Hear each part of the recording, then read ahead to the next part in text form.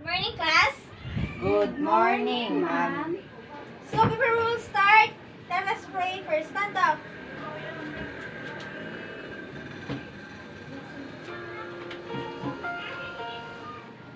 Please bow your heads and let us pray. Dear Jesus, you showed me how to spend this day sharing your love in every way. Help me to be kind to everyone, to play and love and have lots of fun, shining your light and giving your grace, sharing your joy with a smile on my face. Angel of God, my guardian dear, God's love completes me here. Ever this day, be at my side, to light and guard, to rule and guide. Amen. Okay. Before you sit, arrange your chair and please check if you have a trash in front and side of your chair. So I will check your attendance first. Say present if you hear. Dasilio Eunice. Present. Okay. Takla John Patrick. Present. Okay. Class, before we proceed in our brand new lesson, let us quick review about what we discussed in our previous lesson. So I have here a picture or a diagram of the skin we're in. You will need to provide or label the parts correctly.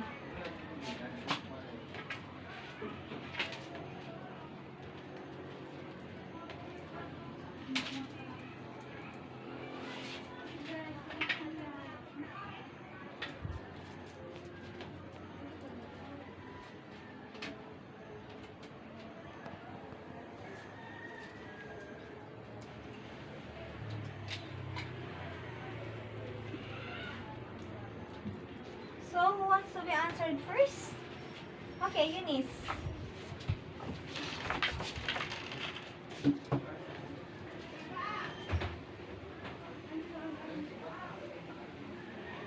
Okay, very good. Thank you so much. Another. Kindly raise your hand. Oh, John Patrick.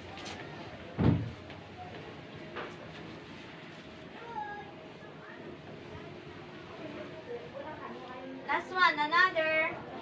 Oh, Eunice.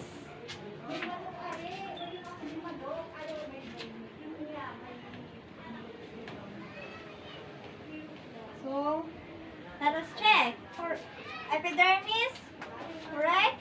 Dermis, correct. And subcutaneous tissue or fat, correct. So, okay class, I think you know a lot about integumentary system. So, let's move on to the next topic, which is the digestive system. Okay, please watch the video clip about the digestive system.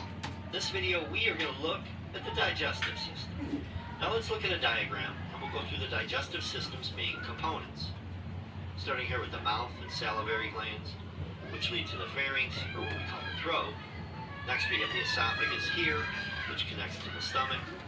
The liver is here, along with the gallbladder, and the pancreas is back here. Down here is the small intestine, which has three sections: the duodenum, the jejunum, and the ileum. The large intestine is here, and it also has three sections: the cecum, colon, and rectum. And the anus is here. Now let's go through a very basic look at what happens during the digestive process. So food enters the mouth, where we chew it up. The salivary glands produce saliva, which helps lubricate the food. The saliva also contains digestive enzymes that begin breaking down the food. The food is then swallowed through the pharynx or throat and passes into the esophagus. From the esophagus, food enters the stomach. Here food is churned and mixed with gastric juices to form chyme, which is a soupy-like mix. The gastric juices include digestive enzymes and hydrochloric acid, which helps break down food further and also kills potentially harmful bacteria. There is a ring of muscle near the end of the stomach that is called the pyloric sphincter. This muscle opens at intervals to allow small quantities of the chyme to enter the first part of the small intestine, the duodenum. Small quantities are released to avoid overwhelming the small intestine's digestive processes.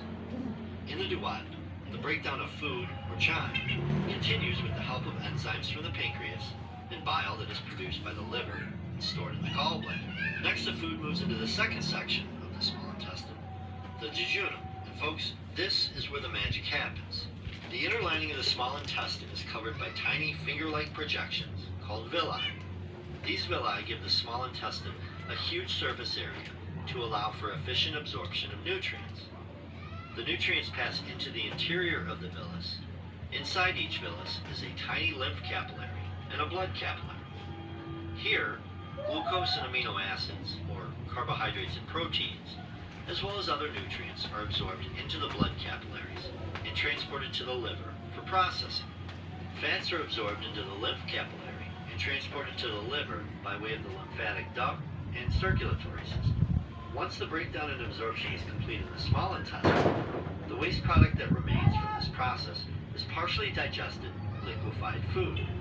This passes from the last part of the small intestine, called the ileum, through the ileocecal valve, into the first part of the large intestine, called the cecum. From there, it enters the second part of the large intestine, called the colon. Here, sodium, chloride, and water are absorbed through the lining of the colon into the bloodstream, helping convert the liquid food, or chyme, into semi-solid feces. At the end of the colon is the third part of the large intestine, the rectum, which stores feces and contracts to expel them through the anus. And that completes the journey of food through the digestive system. Alright, if you have any questions or comments, you can leave them below.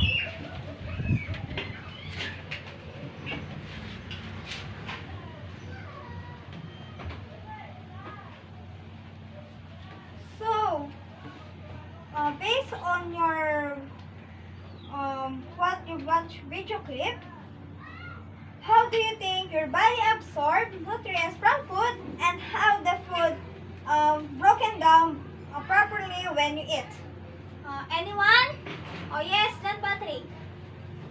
The muscles of the small intestine mix food with digestive juices from the pancreas, liver, and intestine and push the mixture forward to help with further digestion. The walls of the small intestine absorb the digestive nutrients into the bloodstream. The blood delivers the nutrients to the rest of the body. Okay, wow, amazing. Very good. Give it a clap. Okay. So, dumako na tayo sa ating topic, which is the digestive system. Do you have any idea what is digestive system? Do you have any idea, class? So, none. So, this is the digestive system.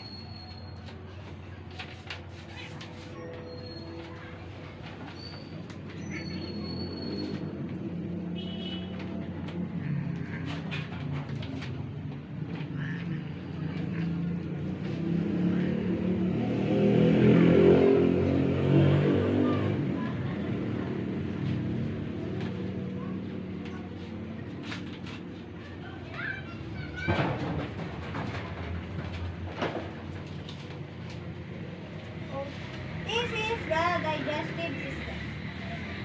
The mouth, salivary glands, esophagus, liver, gallbladder, stomach, pancreas, large intestine, small intestine, rectum, appendix, and anus. So the digestive system, it was composed of organs working together to get nutrients from the food you eat. So, this is the parts and functions of the digestive system. So, first is mouth. Mouth is the first part of the digestive tract, and it is adapted to receive food by ingestion. Break it into small particles by mastication and mix it with saliva. Next is salivary glands. So, this is the salivary glands. This. So, the salivary glands produce saliva, which keeps the mouth and proper parts of the digestive system moist. It also helps break down carbohydrates and lubricates the passage of food down from the oropharynx to the esophagus to the stomach. So, the next time, the part is esophagus. This is the esophagus. So, esophagus is the hollow muscular tube that passes food and liquid from your throat to your stomach. So, it functions as part of your digestive system. So, the next the part is stomach. Oh, where is it? Oh, this is the stomach. Stomach, which means it is a muscular organ that digests food. It's a part of our gastrointestinal tract wherein our stomach receives food. It contracts and produces acids and enzymes that break down food. So when your stomach has broken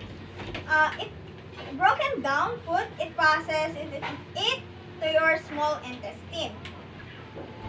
Next is small intestine. Oh, where is it? Small intestine. This is the small intestine. It's a long coiled tube. This. Next is liver. So the liver is the largest organ. This is the liver. It's the largest organ in the body and is located near in the stomach. Next is gallbladder. Oh, this is the gallbladder. This gallbladder. So the gallbladder is a small sac under the liver where bile is stored. Next is pancreas.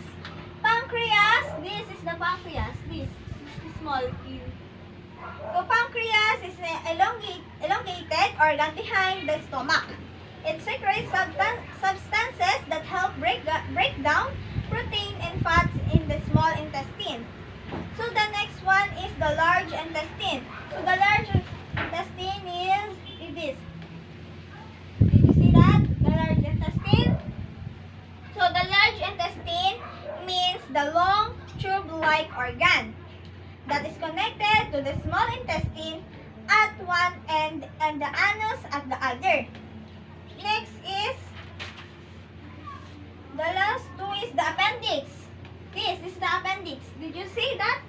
This is the appendix, which means it's a small tube-shaped pouch attached to your large intestine. It's located in the lower right side of your abdomen. So the exact purpose of the appendix isn't known. However, it is believed that it may help us recover from diarrhea, inflammation, and infections of the small large intestine. So the last part of the digestive system is the rectum and anus. This is the rectum and the anus, which means the last sections of the alimentary canal are the rectum and anus. The rectum provides and temporary storage for the feces before they are excreted. Peristalsis of the smooth muscles in the rectum pushes the feces out of the body through the anus. So, okay. We have an activity on what I want to discuss it. So, this is the observing.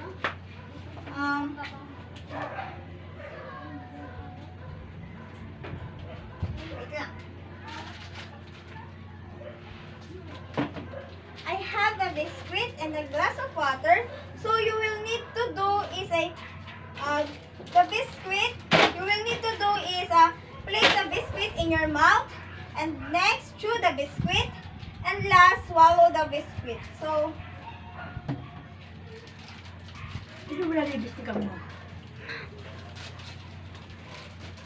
can you get some? Can you get one? And you need to drink.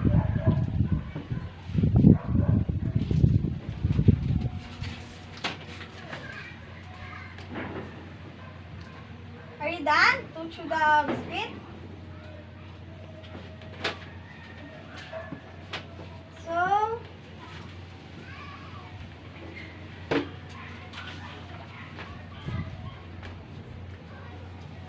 are you done?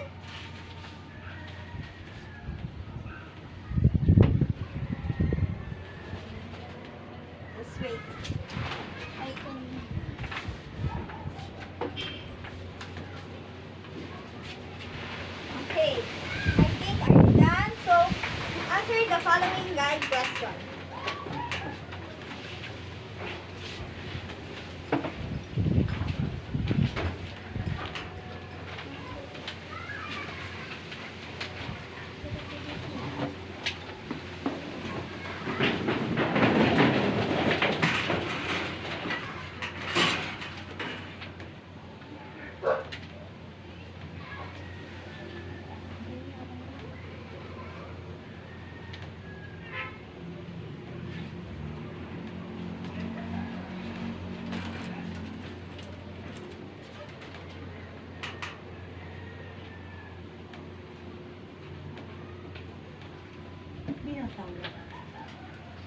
Are you done? Yes, ma'am. Okay.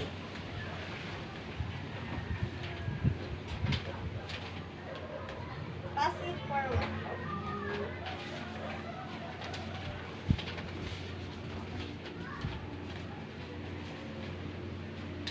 So, I have a question.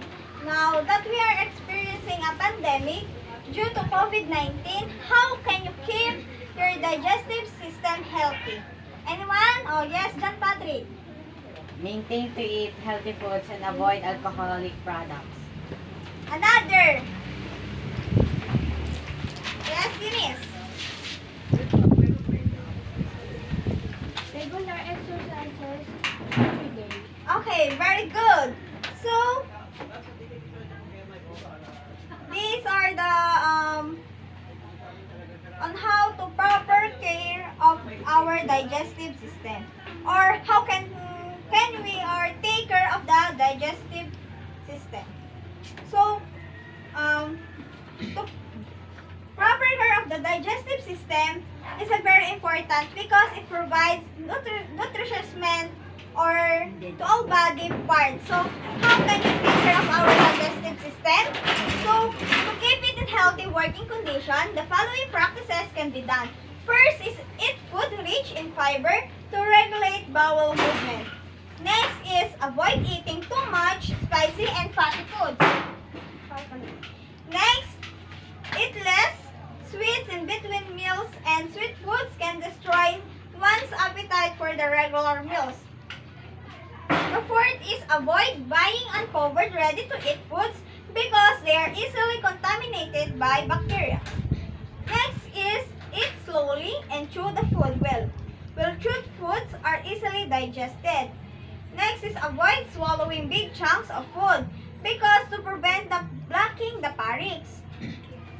Second to the last is to avoid eating too much at a time to prevent the indigestion. And lastly, drink plenty of fluids every day. So, based on what I discussed a while ago, you can get one whole sheet of paper and answer the following question.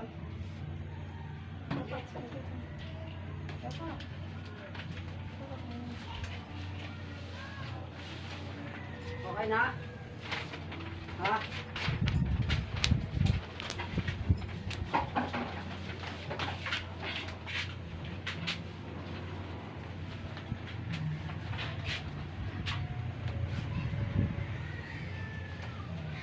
Bakit?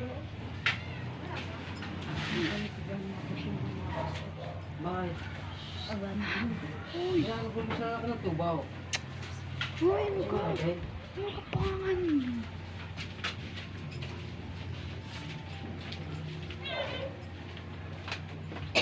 Are you done? Not yet, ma'am. Okay, take your time.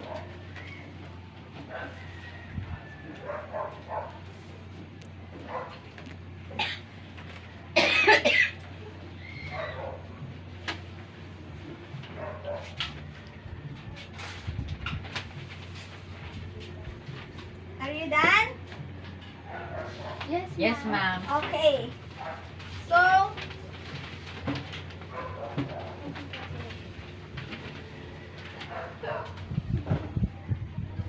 let's move on to the short quiz.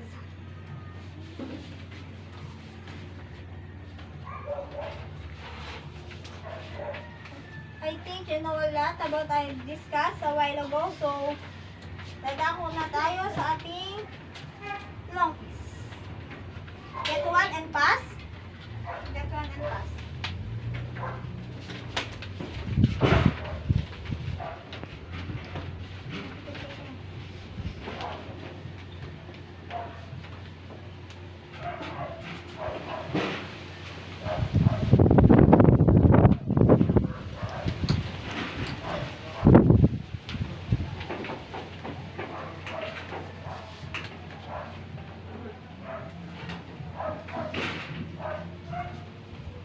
Are you done, class? Not yet, ma'am. Okay, take your time.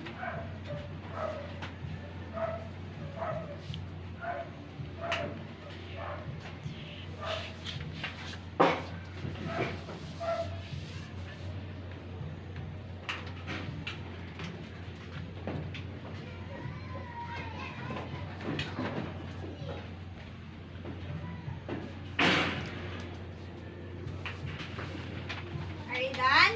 Yes, ma'am. Yes, ma'am. Pass it. Okay.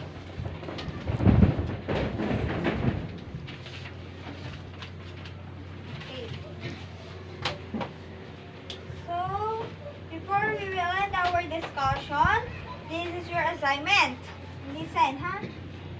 And also, it considered to your performance task or assessment. So, this is a work with a partner. You will need to do is a make model of the digestive system using our recyclable materials. Did you get it? Can you follow, guys? Yes, ma'am. Yes, ma'am. Can you repeat what I've said? We need to do. We need to do model that is made to the recyclable materials.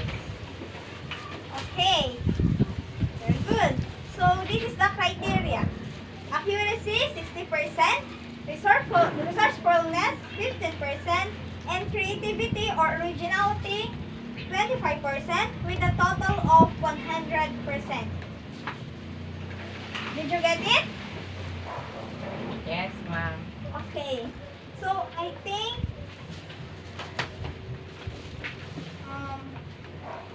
thank you, class, and that's all for today. I hope you will learn something about what I discussed today. Goodbye, class. Goodbye, ma'am. Goodbye, ma'am. See you on tomorrow.